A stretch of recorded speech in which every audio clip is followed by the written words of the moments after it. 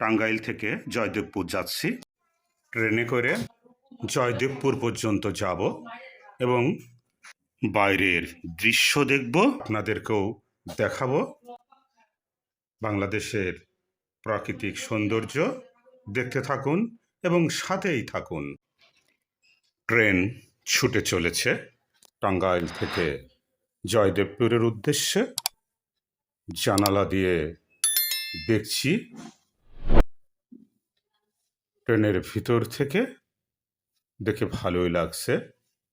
বাংলাদেশের প্রাকৃতিক সৌন্দর্য, এই দেশ কত সুন্দর।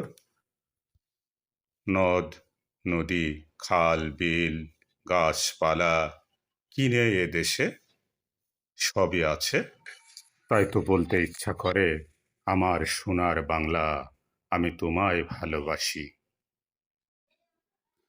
দূরে ওই যে গ্রাম, মাঝে মাঝে উঁচু জায়গায় বাড়ি, এবং এই বাড়ির মানুষগুলো ছোট ডিঙ্গি এবং নৌকায় যাতায়াত করে। এখন বর্ষাকাল, পানি জমে আছে, তাদের একমাত্র বাহন হচ্ছে নৌকা। আর শীতকালে যখন পানি থাকে না, তখন তারা শুকনো রাস্তা দিয়ে হাঁটে। এই এলাকায় যখন পানি থাকে না, বিভিন্ন রকমের শাক সবজি, ধান, বিভিন্ন রকমের ফসলের চাষ হয়ে থাকে। এখন বর্ষা মৌসুম, নৌকা দূরে ও যে মাছ ধরছে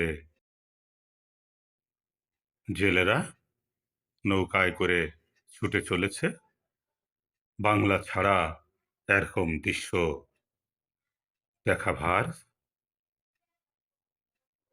এসব দেখতে দেখতে এগিয়ে যাচ্ছি সামনের দিকে।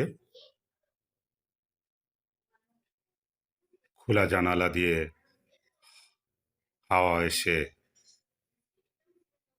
দোল দিয়ে যাচ্ছে। কি সুন্দর দৃশ্যগুলো, চোখ জোড়ানো, মন জোড়ানো দৃশ্য।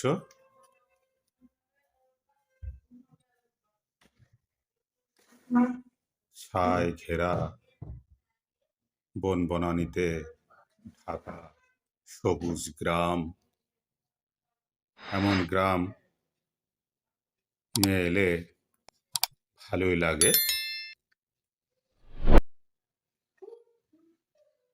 এমন বিলে বা এমন পানি থাকলে ছোট্টবেলায় ফিরে যেতে ইচ্ছা করে, ছিপ নিয়ে মাছ ধরতেও ইচ্ছা করে।